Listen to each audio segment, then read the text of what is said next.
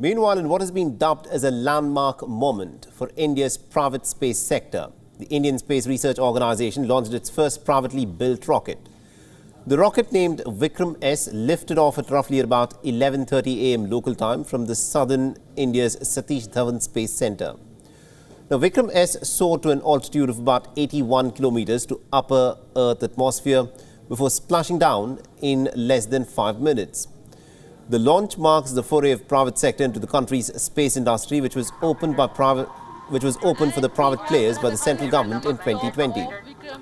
Now, Vikram S was developed by a 4-year-old Indian startup called Skyroot Aerospace. In the mission titled Prarambh, or the beginning, it carried 3 payloads that were built by the local startups in Space Tech India.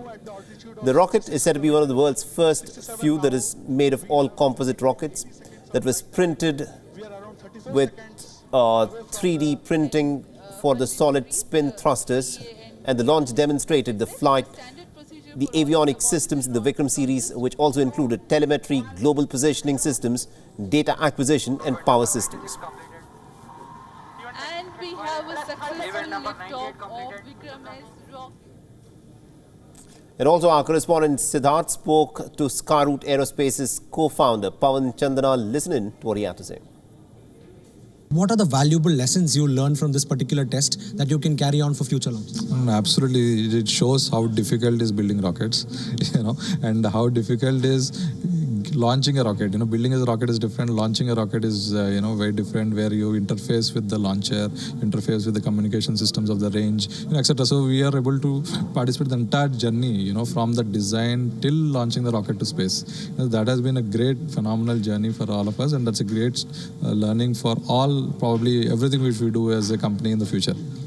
So how has the support from ISRO and the Indian establishment been for ensuring that you accomplish your mission? Yeah, so the entire range is provided by ISRO at Sriharikota, state-of-the-art launch facilities. In fact, we are the inaugural launch for a new launcher, at ISRO.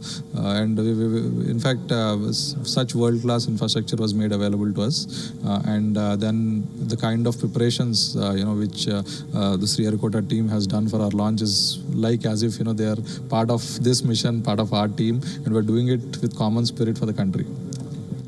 Success in the first suborbital launch. What's next? What about reaching orbit?